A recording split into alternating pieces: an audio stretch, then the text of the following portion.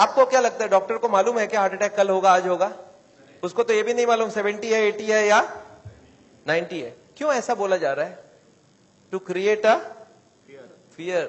और फियर से क्या होगा फिर? ऑपरेशन के लिए इमीडिएटली, बहुत सारे लोगों को इतना बोलने का जरूरत ही नहीं, हो तो इमीडिएट तैयारी हो जाता है। हार्ट का सुनते उसके मन में ऐसे ही डर रहता है, उसको ज्यादा डराने का। पर कभी कभी पेशेंट बोलता है सर एक बात बताइए, ब्लॉकेज तो कल भी था, ब्लॉकेज तो आज भी है, कल तक तो मैं सारा ही काम कर रहा था, ये पेन तो मेरे को बड़े दिनों से है, मैं अब तो पता चला हूं, तो आप एक काम करिए, मेरे को आप डिस्चार्ज कर दीजिए, मैं घर जाके फिर सोचूंगा। बोला नहीं, आप एक काम कीजिएगा, आप करवट भी लेंगे ना तो हमको पूछ लीजिएगा। पेशेंट बोलता है नहीं सर मैं तो घर जाऊंगा। बोला आप रुकिए, आपके घर वालों से मैं पूछता हूं। अच्छा, घर वाले बाहर कौन कौन वेट कर रहे होंगे? सारा खानदान वेट कर रहा होगा। वहां पे जाके क्या बोलना है कि patient is very critical, any moment he can die. आप बोलो मैं बचाने की कोशिश करूं और जाने दूं। अच्छा, आंसर क्या होगा? वाइफ क्या बोलेगी कि जिंदगी भर इन्होंने मेरे लिए किया, आज मेरे को चांस मिला, आज तो मैं ऑपरेशन। वाइफ बोलती है कोई चीज का भी कोई भी कंजूसी हमें नहीं करना है, इनको तो बचाना। अच्छा, बेटा मानेगा कि नहीं? एक बेटा बड़ा समझदार होता है, बोलता है डॉक्टर को, डॉक्टर साहब एक बार बताइए, मैंने सुना है कोलेस्ट्रॉल की वजह से ब्लॉकेज होता है, इनका कोलेस्ट्रॉल हाई है, तो क्या करूं कि कोलेस्ट्रॉल कम हो जाए? खाने पीने में क्या क्या चेंज लाना चाहिए? अच्छा, कार्डियोलॉजिस्ट मान जाएंगे इन सब बात में? वो बोलेंगे you are wasting my time, he is dying and you are talking all this rubbish. अच्छा, तब तक और जितने परिवार वाले बोले नहीं नहीं ऑपरेशन होना ही चाहिए। मेरे एक पेशेंट थे, बोले डॉक्टर साहब मेरे साथ पूरा ऐसे ही हुआ, मैं तो खाली एक बार टेस्ट कराने गया था और उसके बाद वो ऑपरेशन करके ही भेजे मेरे को वापस। मेरे एक और पेशेंट थे, बोले सर मैं फिर भी नहीं कराया, मैं निकल आया। मैं बोला आप निकले कैसे? बोला मैंने बोला मैं तो नहीं कराऊंगा, मुझे घर जाना है। वो बोले नहीं आप घर भी नहीं पहुंचेंगे। मैं बोला मैं लिख के देता हूं, मैं पहुंच जाऊंगा।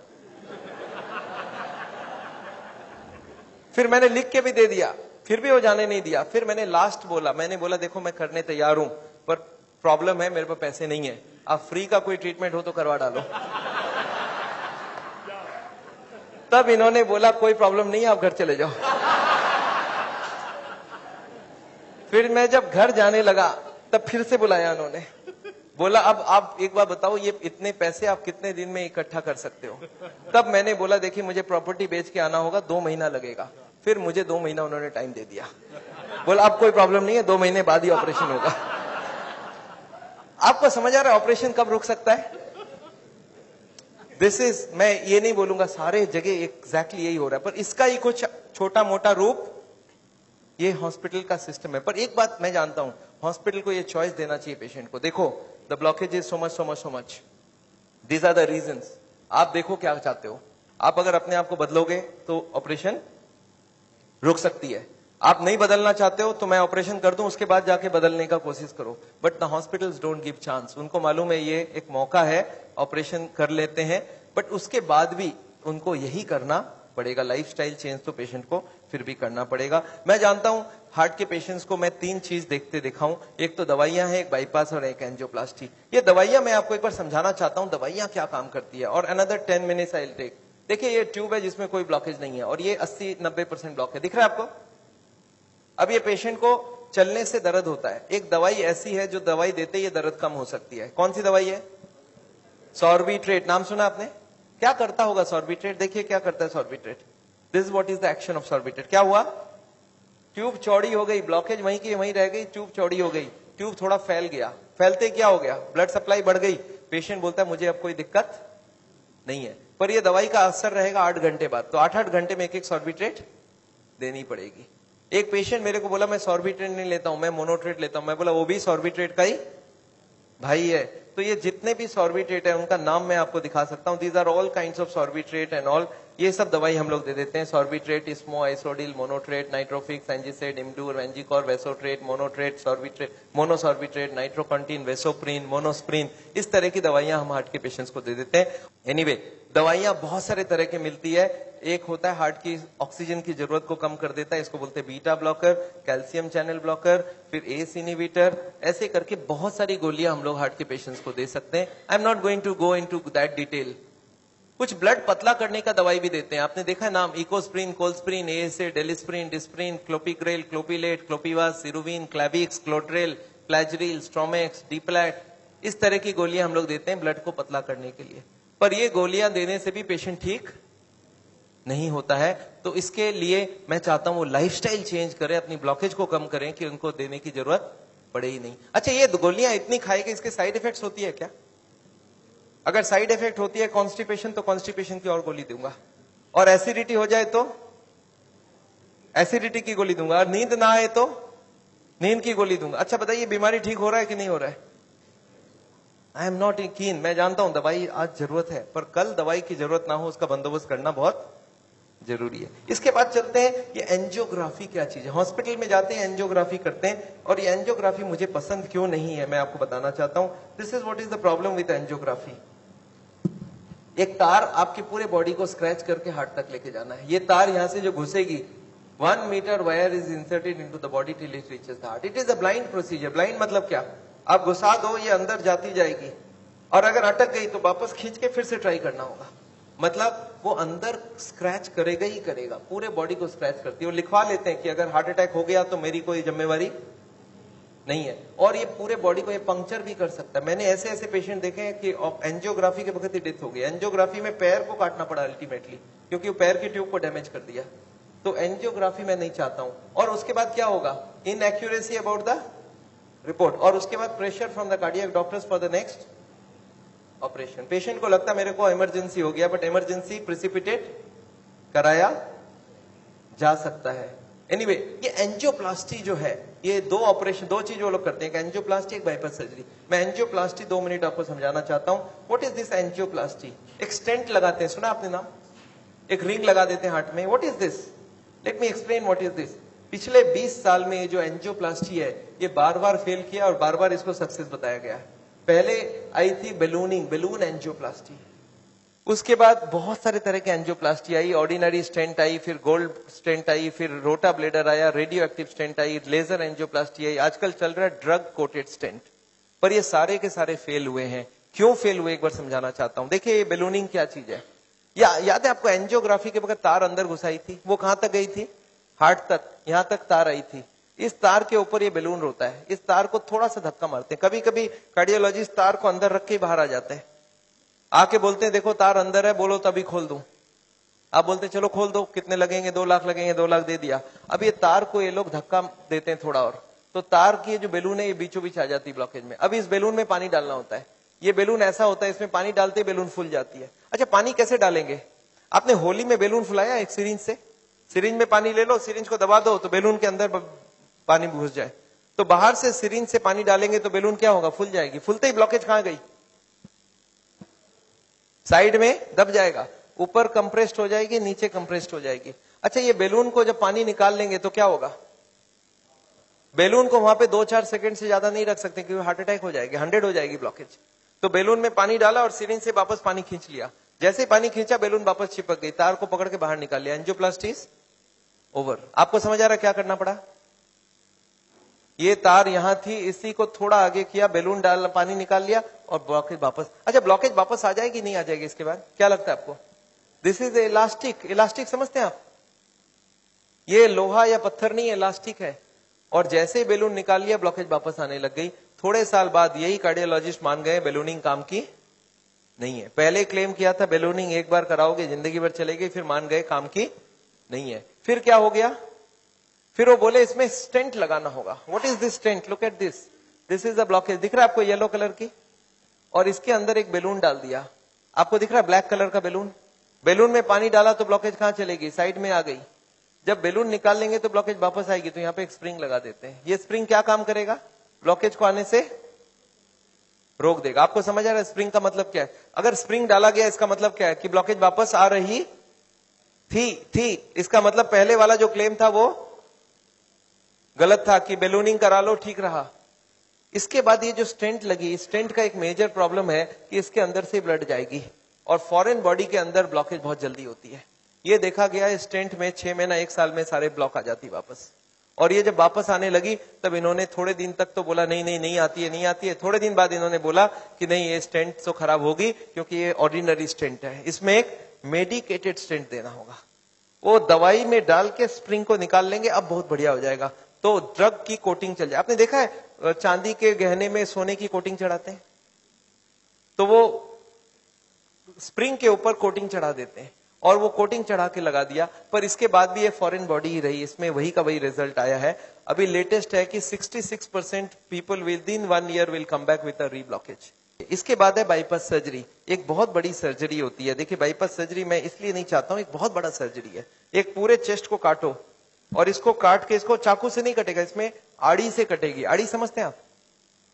आपने मार्बल फिटिंग के वक्त एक देखा, गोल चक्का लेके घूमते हैं, ऐसा एक लगा के ये पूरा खुलेगी। इसको अंदर से ऐसे जैक करके ऐसे खोलेगा, अंदर में हार्ट को रोक के उसमें ऑपरेशन होगी।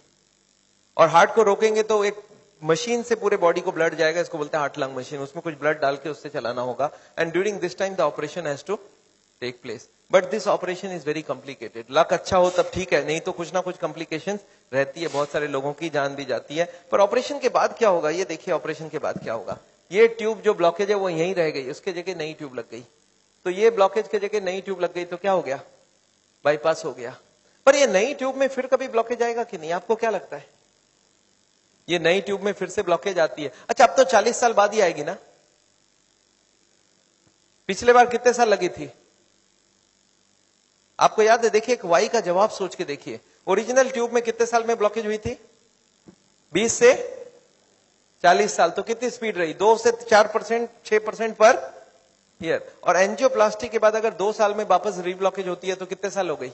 40% पर ईयर। और बाईपास के बाद अगर 5 साल में रीब्लॉकेज आती है तो 20% पर ईयर। जो ट्यूब ओरिजिनली 2% की ब्लॉकेज कर रही थी वो अब ऑपरेशन के बाद उसकी स्पीड क्यों बढ़ गया?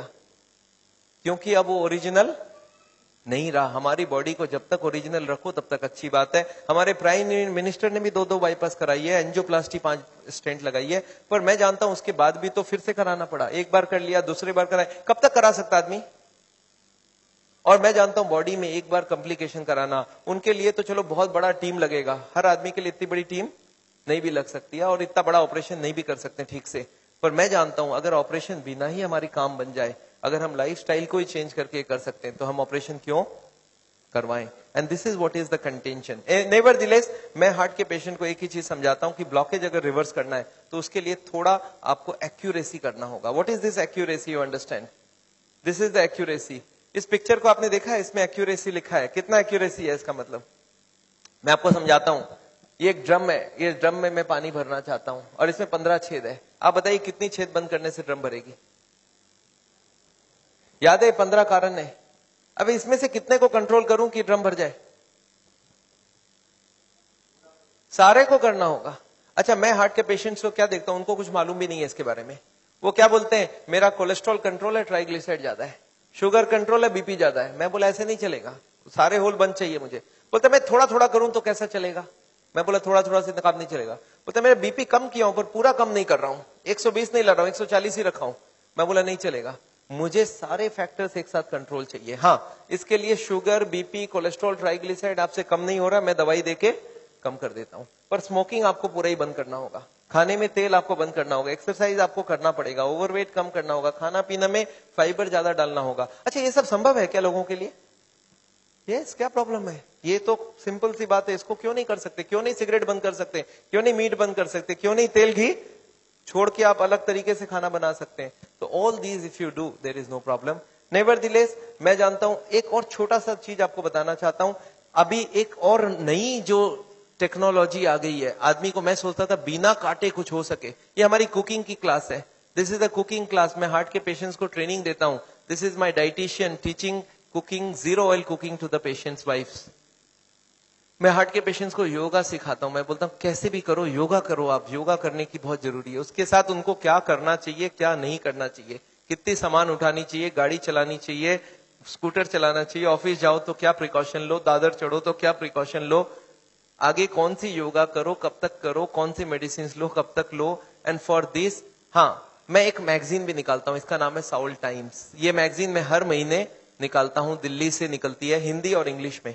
अच्छा आपको एक फॉर्म दिया गया है क्या? ऐसा देखिए तो, have you got a form like this?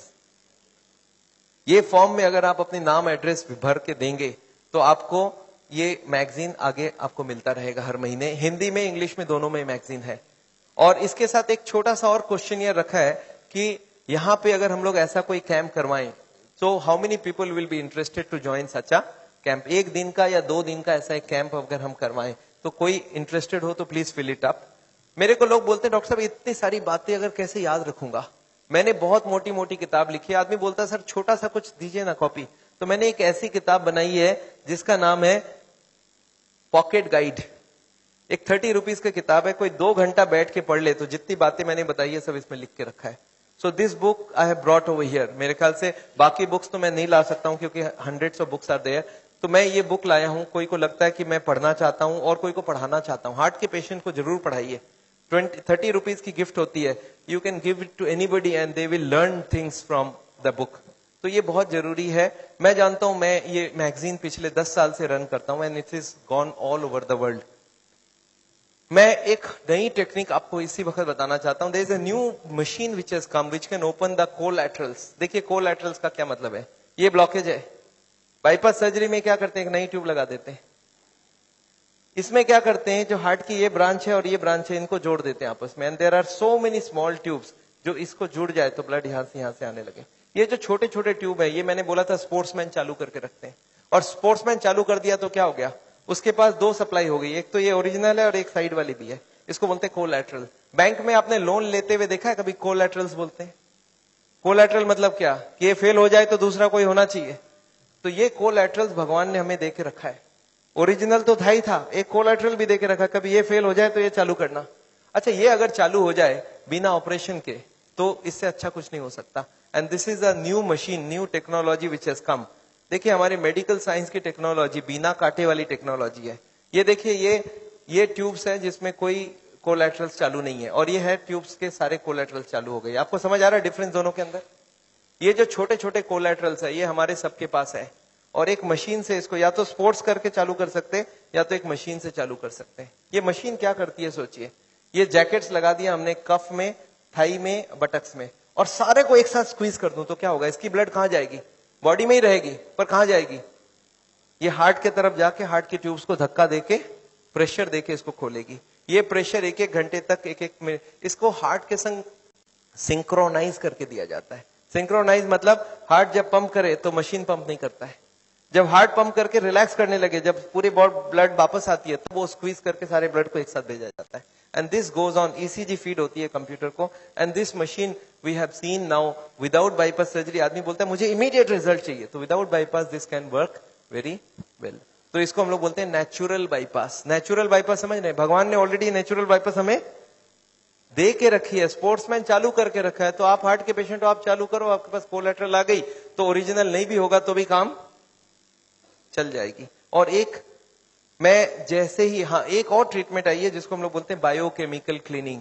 ये अभी बहुत अच्छी रिजल्ट आ सकती है। कुछ केमिकल अंदर डाल के ब्लड में उसको अंदर से गला लिया जाए। जैसे किचन में आपने सुना नाली जाम हो जाए तो क्या करते हैं हम लोग, कुछ केमिकल डालते हैं अंदर से, तो ये केमिकल की भी ट्रीटमेंट आजकल चल रही है। बट अभी भी इसका रिजल्ट हर आदमी में सेम नहीं आता है, but result are still there. बहुत सारे ऐसे पेशेंट है जो 30-40% तक ब्लॉकेज इससे कम हो सकती है। नेवरदिलेस मैं समझता हूं मैंने बहुत सारा लेक्चर आपको दे दिया है। कोई ने मेरे को बोला था एक बार कि डॉक्टर साहब कभी भी किसी को आधे घंटे से ज्यादा लेक्चर मत दिया कीजिए। मैंने बोला क्यों, बोला आपने स्कूल, उसके बाद दिमाग काम नहीं करता है। मैंने बोला क्यों ऐसा बोल रहे हैं, बोलता आपने स्कूल कॉलेज में देखा है कभी भी पीरियड्स 40 मिनट से ज्यादा नहीं रखते हैं, उसमें 5 मिनट आने जाने का वेस्टेज गिन लो, आधे घंटे ही चलेगा दिमाग। मैं बोला पर मैंने देखा आप टीवी देखते हो तो 2-3 घंटा देखते हो एक साथ। बोलते नहीं वो इंटरेस्टिंग हो तो देखते हैं। तो मैं जानता हूं आप हमारे साथ बैठे हैं 2 घंटे के लिए और आपको जरूर इंटरेस्टिंग लगा होगा। मैं फिर से धन्यवाद देना चाहता हूं ये हॉल को अरेंज जिन लोग ने किया उनको, श्री माफत लाल जी को जिन्होंने आपके लिए ये लेक्चर कराया है। और अगर आपको लेक्चर अच्छा लगा तो उनके लिए फिर से एक बार